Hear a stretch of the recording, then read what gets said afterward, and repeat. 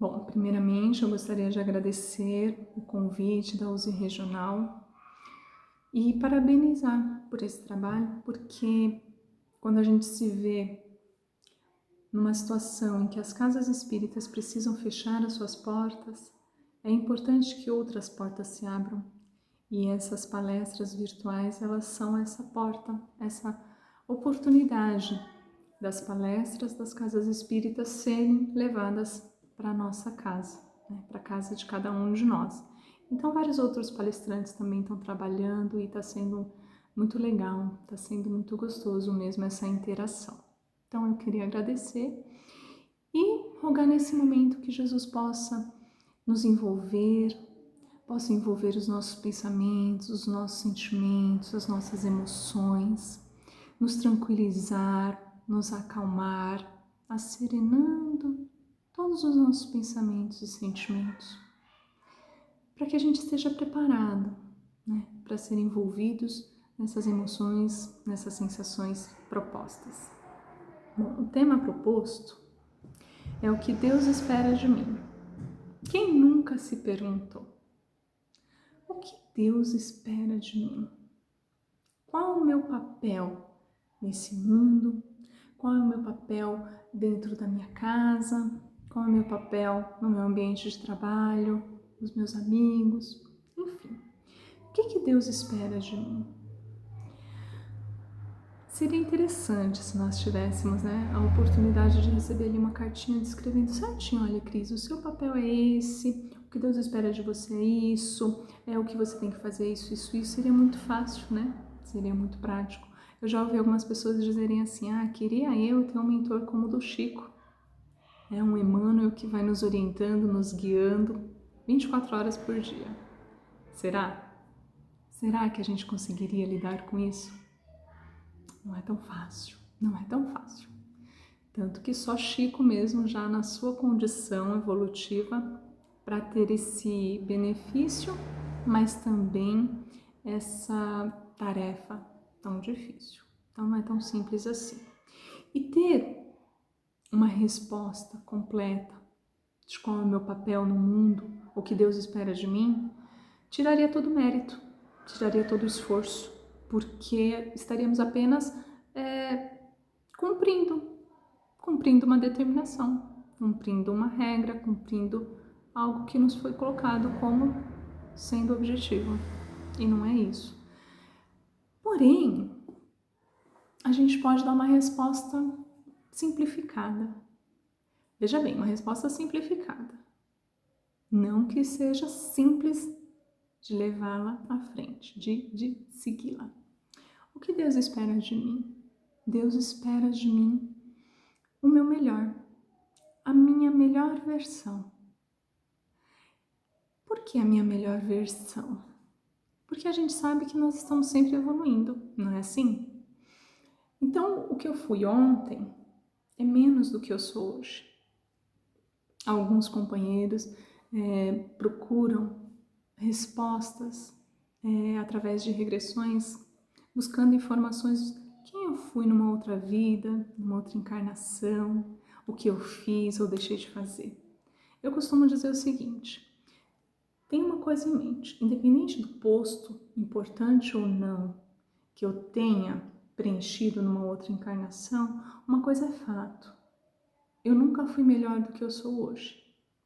Então, as minhas atitudes, com toda certeza, não foram melhores, não foram mais corretas do que elas são hoje, porque essa é a minha melhor versão. E é isso que Deus espera de nós, que a gente coloque para o mundo, que a gente ofereça ao mundo o nosso melhor, as nossas melhores qualidades. Todos temos defeitos, isso é fato, faz parte da nossa condição evolutiva. Alguns mais, outros menos, alguns aparentam mais, outros escondem mais, mas somos todos espíritos ainda em estágio de evoluir muito. Temos muito ainda para evoluir. Porém, já passamos por muita coisa também. Quando eu falo assim, poxa, tem gente que fala assim: nós somos só um grãozinho de areia numa praia.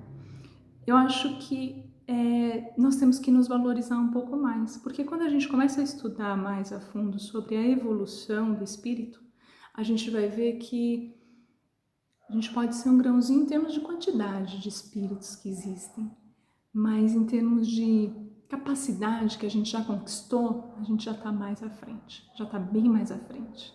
Então não é só um grãozinho, não. A gente já fez muito, já errou muito, mas também já teve muita oportunidade de consertar, ok? Então, o que Deus espera de nós? Espera que sejamos o nosso melhor, que façamos o nosso melhor para as pessoas ao nosso redor. Nos dias de hoje, vemos muitas pessoas aflitas. Antes mesmo de toda essa história de coronavírus, já existiam muitas pessoas no mundo aflitas, angustiadas. E quem também nunca esteve nessa situação de angústia, de aflição, de medo, de preocupação? E como que as nossas orações elas são atendidas? Existe mágica? Existe falar assim, nossa Deus, estou precisando tanto de uma cesta básica, plim, apareceu a cesta básica? Não existe isso. O que existe são pessoas que chegam até nós. São pessoas que são levadas, são direcionadas e chegam até nós.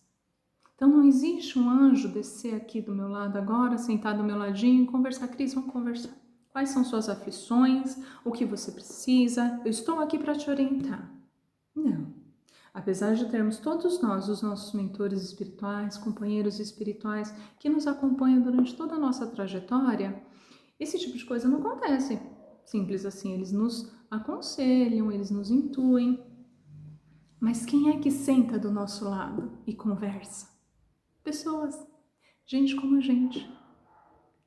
Quem é que vai lá e entrega um marmitex para aquela pessoa que está passando fome? É gente como a gente.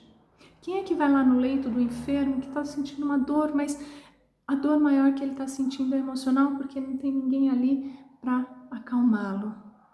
E aí vai lá um trabalhador da área, senta do seu ladinho, só olha para ele, só ouve. É gente como a gente. Então nós somos ferramentas. Somos ferramentas dentro da construção de Deus. E que tipo de ferramenta nós somos? Aí depende de cada um de nós. E é isso que Deus espera de nós. Que sejamos ferramentas afiadas, ferramentas alinhadas, ferramentas preparadas para agir, não para ferir, mas para consertar, ferramentas para consertar. Tem uma música da Aline Barros que eu acho muito legal, e no refrão ela diz assim, usa-me, Senhor, né? Como um farol que brilha à noite, como ponte sobre as águas, como abrigo no deserto, como flecha que acerta o alvo. Eu adoro essa música. Por quê? Porque é se colocar à disposição. Todos nós precisamos de ajuda, isso é fato, é real. Mas nem todos nós nos colocamos na condição de ajudar. E é muito fácil a gente ajudar um filho, é muito fácil a gente ajudar a esposa, o marido, a mãe, o pai, o irmão, porque existe um sentimento envolvido ali. E já é algo, já é importante, porque a primeira célula que estamos envolvidos é a célula familiar. E o nosso maior comprometimento são com essas pessoas.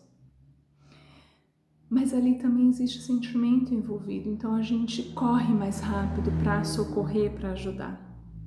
Então, ótimo, já é um começo, já é uma boa parte. Mas existem outras pessoas ao nosso redor. Existem outras pessoas no nosso convívio.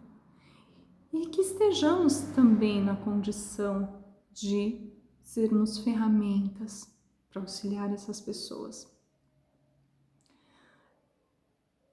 Quando nós nos perguntamos o que Deus espera de mim, a gente podia parar para refletir como será que Deus olha para cada um de nós? que ele enxerga em cada um de nós? Há um tempo atrás, eu estava vendo um documentário e nesse documentário explicava sobre o processo de estudo, de aprendizagem, para alguém chegar na condição de rabino, né? E aí eles iam explicando que as crianças até 5 anos, se eu não me engano, elas estudam a Torá. Elas estudam a fundo. Saem desse período com a Torá decorada, mas não só decorada, compreendida. Nessa primeira fase, os melhores, os que se destacam, vão para um outro momento, para um outro estudo, né? E os que se encaixam na normalidade, eles voltam para seus lares, aprendem o ofício da família e seguem a vida. Segunda etapa, é um outro livro que eles estudam, também a mesma coisa. Chegou no final daquele período, os que se destacaram, os melhores dos melhores, vão para uma nova fase e aqueles dentro da normalidade voltam para os seus lares. E assim é o processo, até finalizar, onde ficam somente os melhores dos melhores, dos melhores, dos melhores. Ele se torna um rabino? Não. Ainda assim, ele está na condição de um aprendiz, de um discípulo. Agora ele vai atrás de um rabino, se oferecer para ser seu discípulo. O rabino precisa olhar para aquele indivíduo e enxergar nele a capacidade de ser tão bom ou melhor do que ele próprio. Então eu vejo nesse indivíduo a capacidade dele fazer tudo o que eu faço? Vejo. Eu vejo nesse indivíduo a capacidade dele ser melhor do que eu sou? Eu vejo. Então, ok, eu te aceito para ser meu discípulo. Então vejam, você ser um discípulo era um status social muito grande. Você ser um rabino, então, nem se fala.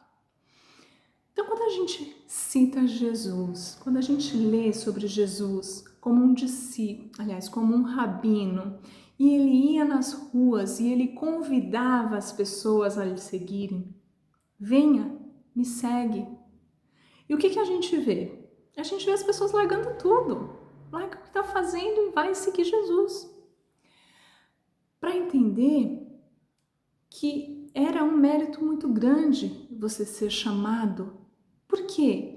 Porque ele já teve aquela oportunidade dele, ele já teve um momento em que ele estudou, mas ele não foi qualificado, não foi suficiente para continuar, para chegar um dia a ser um rabino.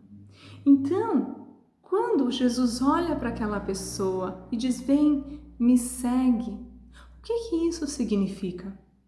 Significa que Jesus olha para o indivíduo e enxerga não os seus erros, os seus defeitos, as suas limitações, a sua incapacidade. Não. Jesus enxerga no indivíduo a sua potencialidade, todas as suas capacidades. Jesus enxerga no indivíduo que ele pode ser igual a ele. Vós sois o sal da terra, não é isso? Jesus olha para nós e ele enxerga nós lá dentro, a fundo, todas as minhas virtudes e todas aquelas que eu sou capaz de alcançar. Por isso que Jesus, ele pregava não eram para os ricos, não era só para os pobres, não eram só para os doentes ou para os saudáveis. Jesus pregava para todos. As palavras de Jesus eram para todos. O convite de Jesus é para todos. E ainda o é para todos nós. Então, no momento de fraqueza nossa, no momento de dificuldade, o que importa não é naquele instante eu estar perdendo a minha fé em Deus, perdendo a minha fé em Jesus. Não é isso. Porque na grande maioria nós estamos perdendo a fé em nós mesmos. Porque Jesus, ele confia. Jesus, ele olha para nós e ele sabe. Ele sabe que ainda que eu sente, eu cruze os meus braços e eu fique um bom período sem produzir, ele sabe que na hora que eu começar a produzir, eu tenho capacidade de me superar. Então, quando Jesus nos chama a segui-lo, é porque nós somos capazes. Então, quando Jesus fala e vem, vós sois capazes de fazer isso e muito mais. Igual aquele momento em que os discípulos não eram capazes de curar, o indivíduo que estava ali com problemas mentais, aparentemente eram problemas mentais, e Jesus diz: homens de pouca fé, podeis fazer isso e muito mais, porque a nossa fé é muito pequena, a nossa fé nas nossas capacidades, porque Jesus é quem é. Jesus, ele é quem é. Ele tem todas as potencialidades dele. E isso não muda de acordo com a minha fé, de acordo com a minha confiança. Mas as minhas potencialidades, as minhas capacidades, sim, elas perdem força quando eu não acredito, quando eu não confio, quando eu não tenho certeza de que eu sou capaz. Então todos nós, todos, sem distinção, seja o criminoso, seja um assassino, seja quem for, todos temos a capacidade de sermos melhores, de sermos uma ferramenta mais bem trabalhada. Porque no momento em que o nosso irmão estiver precisando, Deus vai olhar e vai falar assim: você, vem aqui você está em condições de ajudá-lo, você está em condições de auxiliar aqui, auxiliar ali, às vezes com um telefonema, às vezes coisas simples, às vezes coisas mais elaboradas. Enfim, todos nós temos a capacidade de sermos melhores, todos nós temos a capacidade de ajudar, todos nós temos a capacidade de fazer a diferença. E nos dias de hoje, diante de toda essa loucura que a gente vive, Fica em casa, sai de casa, enfim. Todos esses memes, todas essas historinhas que a gente vê direto nas redes sociais. Quem somos nós nesse mundo virtual? Que papel nós estamos fazendo nesse momento tão crucial que o mundo tem passado? E aí, nesse instante, a gente tem que parar de pensar se é tudo isso que dizem, não é tudo isso que dizem, é tão perigoso, não é tão perigoso, não. Qual é o nosso papel diante de tudo que está acontecendo? Porque do mesmo jeito que eu posso estar muito tranquilo, muito confiante, financeiramente eu estou estável, emocionalmente eu estou estável, minha saúde está 100%, a gente tem que entender que no mundo existem pessoas em diversas situações diferentes. Pessoas que estão com problemas financeiros, pessoas que não estão com problemas financeiros, mas estão com problemas de saúde, outros que não estão com problema de saúde, nem problema financeiro, mas a mente está completamente desgovernada, enquanto outros estão muito bem, mas o emocional da pessoa não está bem. E qual está sendo o meu papel? Que ferramenta eu estou sendo diante das pessoas que me cercam, das pessoas que me ouvem, das pessoas que leem o que eu escrevo? Vamos pensar nisso. O que Jesus espera que eu faça? Qual seria a atitude de Jesus se estivesse no meu lugar? Hoje a gente estava conversando, eu e outras pessoas, sobre como que seria Jesus nos dias de hoje, Então vamos pensar nisso. Quando a gente for ter uma reação diante de algo que alguém postou, ou quando a gente for fazer um comentário, ou quando alguém nos ligar e falar assim: olha, fulano, você viu isso? Vamos primeiro pensar de que forma eu posso ajudar, de que forma o que eu disser ou o que eu escrever vai ser útil, não para bater o martelo em qual é a minha opinião, não para deixar claro que eu sou contra isso ou contra aquilo. Não é esse o nosso papel hoje. Hoje o nosso papel é sermos melhor. E como? Ouvir o outro. Ouvir. Não precisa concordar, não precisa discordar. Ouça o que o outro tem a dizer. Absorva, compreenda o que naquelas palavras ele precisa. O que eu posso fazer que possa ajudar? Nosso papel no mundo hoje é isso, fazer a diferença. Faça a diferença. Que seja para uma única pessoa.